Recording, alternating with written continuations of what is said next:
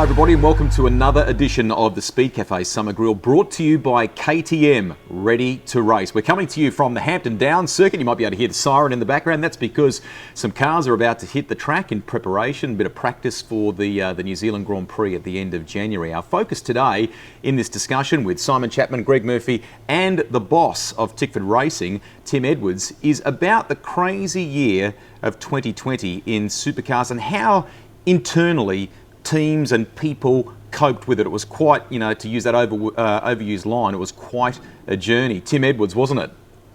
A journey, that's an interesting description for it. It was something else, that's for sure, but it was character building, I think is probably a good way of describing it. In what sense was it character building? Like, what happened throughout the year that sort of, tipped the whole season on its head?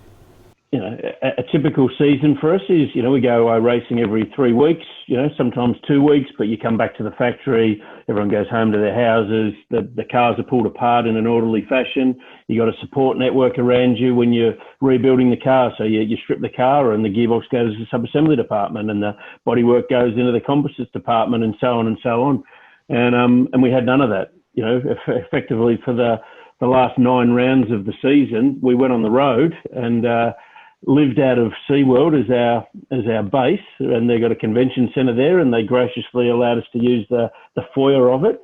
And so we had the race cars, 4 of them, set up there, and that became our hub. And we travelled from there up to Northern Territory and across to Darwin, then down to Townsville, back down there, did some more prep work, down to South Australia, back up there, prep work for Bathurst. So and we had none of the support network around us. So some of it was an enormous amount of road freight backwards and forwards to Melbourne, but also the guys had to do a lot themselves. Where you would normally pull an upright off the car and put it into sub-assembly to be rebuilt, the guys were doing it themselves. And then on top of that, they were also away from home, from their families for months on end. So it was bizarre. Nobody could have ever thought we'd do anything like that.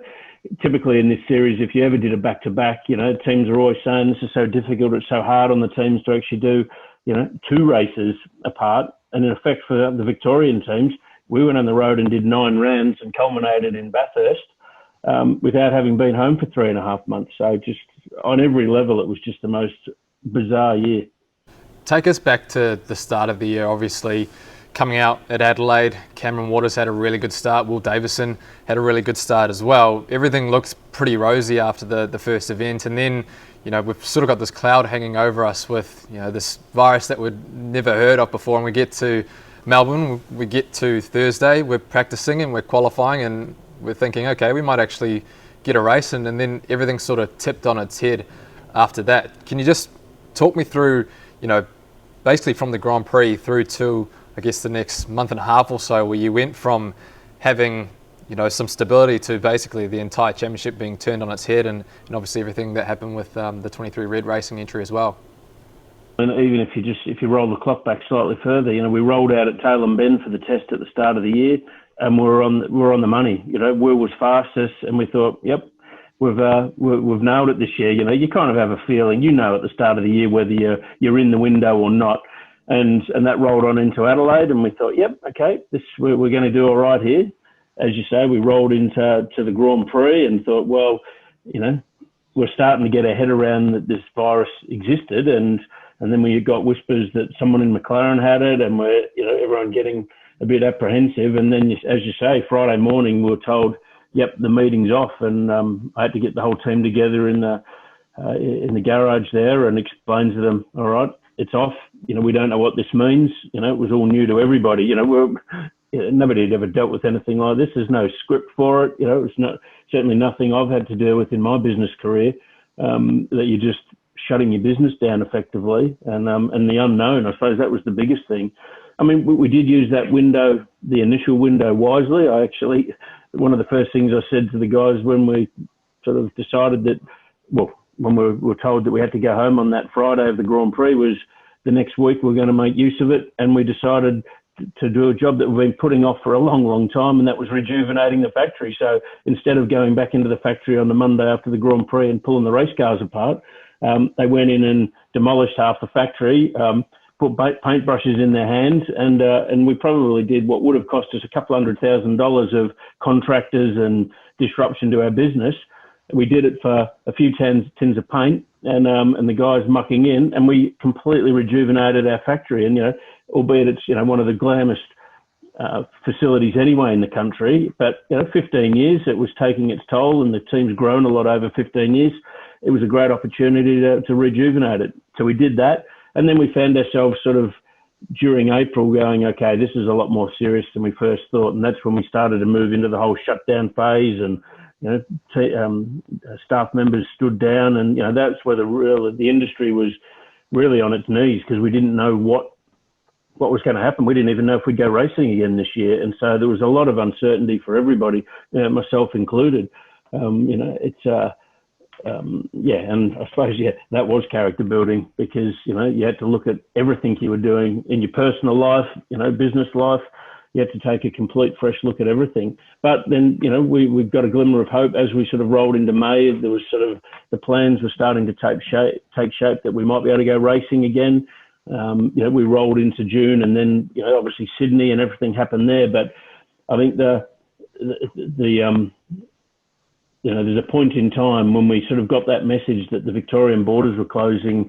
Initially, it was going to be midnight on the Tuesday night, and then it became midnight on the Monday night for Melbourne itself, and midday on the Monday. I had to get the team together and say, we've got to leave the state. We've got to leave today. I don't know how long you're going away for.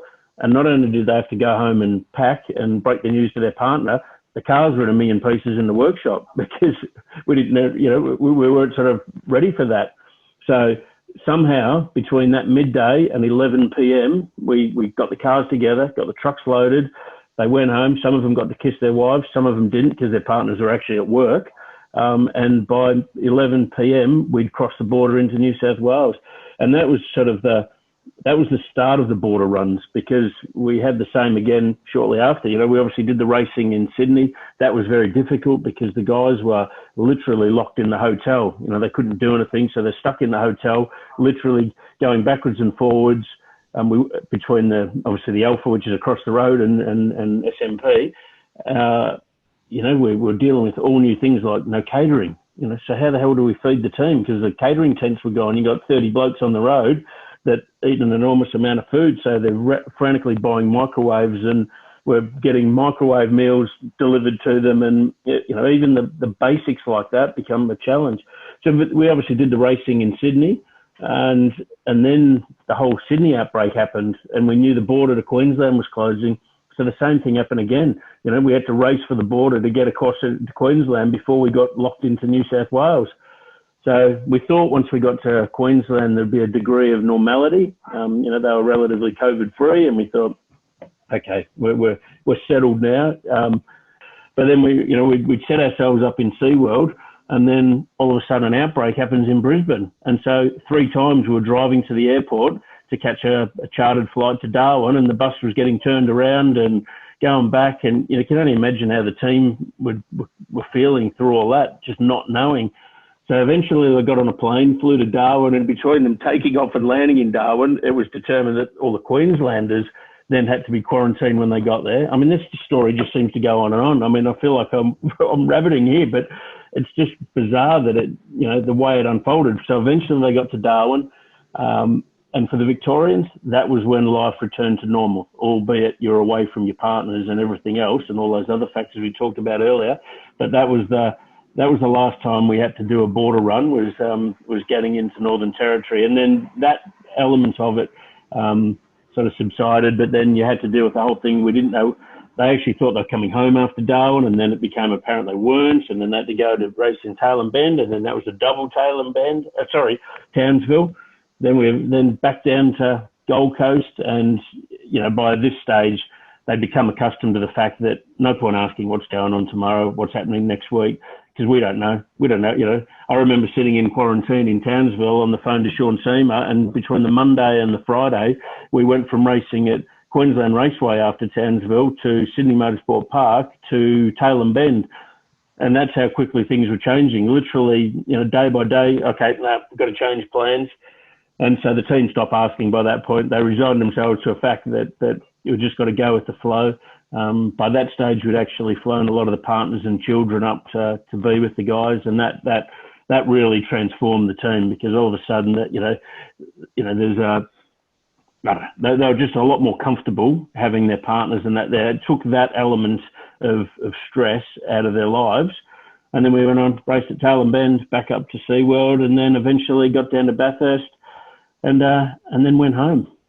Mate, it is staggering just to actually hear it, put into a consecutive list of days and weeks and months and how it carried on. And it is unbelievable. Certainly sitting over this part of the world too, just watching it unfold and seeing it through Speed Cafe and every other channel and on television, and just how it evolved. But which must make you incredibly proud, like every team owner and team manager of every team, must make you incredibly proud of the people that you've got within the organisation to withstand, continue to turn up, continue to deliver, continue to bolt cars together and do what they're doing with that such an unknown situation, being locked out of states, being not allowed to travel there, not allowed to go there. You must be really proud of all your team. 100%, and all of the Victorian teams particularly did it so tough. But I think a positive to come out of it is actually the relationship between all of the crew, even between myself and the crew, is just completely different to what it was before. You got to think generally these guys, they work together, but at 4 PM they go home and they have their own life. When they're forced to sleep together, work together, eat together, 24 hours a day, 7 days a week for 3.5 months, it bonds relationships. And certainly in our team's case, it didn't. There wasn't, there was a bit of stress you could feel up and down the pit lane, but for whatever reason, and I think having the families there, particularly sort of from the halfway point, actually alleviated that a lot. I mean, the poor buggers had to deal with me cooking for the last 2 months, How did you not have a mass exodus at that point? Seriously. And then bizarrely, no one got food poisoning. So that was the other thing that I was pleased about. But, I tested a few pellets. There's a few guys the night that I announced were doing Thai green curry. They're meat and 2 veg guys, and they sort of turned their face up, and then they were lined up for second. So, it was an education purpose as well. It's crazy to think what's happened in 2020, and that's only the Tickford story. We've got Team 18, we've got Erebus Motorsport, we've got Walkinshaw and Reunited, Kelly Racing as well. There were just so many different stories that played out. Like we had Kelly Racing going to their farm in Mildura, just across the border in New South Wales, so that they could set up. They had their cars set up in a barn where they normally do milling, and then you've got guys like Walkinshaw who went up to the Gold Coast and they were staying in basically a stunt place, sort of facility, near stunt facility near Dreamworld, and there was all sorts. We had Team 18 going to Ross Stone's workshop, and Tim sort of touched on a little bit, but there were a few things that were sort of missing, like the fact that guys were flying to Darwin and getting off the plane and then realizing, we're actually going to delay it a week. It was crazy just how some of those things played out, and doing the double headers and everything like that, and even for guys like myself, like we couldn't go to anything. There were so many events that it was basically just supercars, and there were lots of restrictions for them as well. And Tim knows as well. There were lots of restrictions put in terms of who could go, and a lot of the time, Tim and the team owners weren't even there. They just sort of had to leave the crews to do their own thing.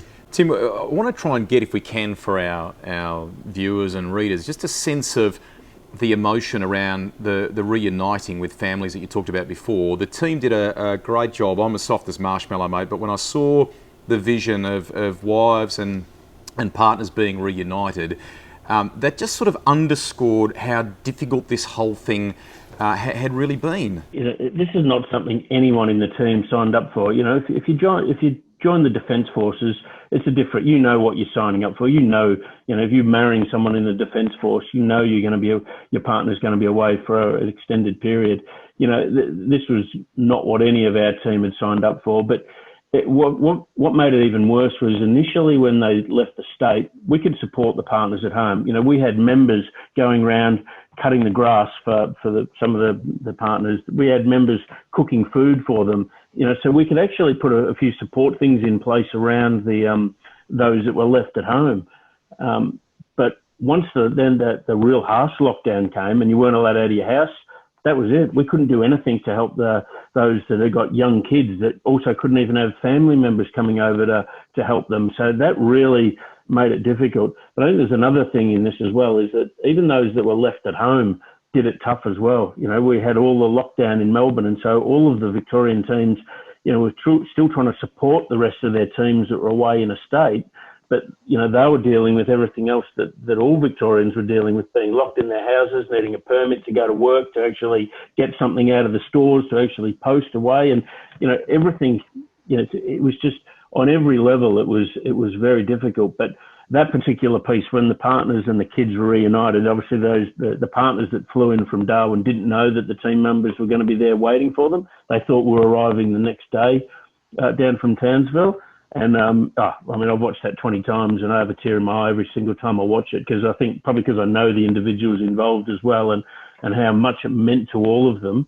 And so I think that also bonded the team as well. So then when that particular leg, when we were back at our SeaWorld base, I was not only cooking for 30 crew, I ended up with a lot of, you know, we had a Mexican night and I had about 45, 50 people there.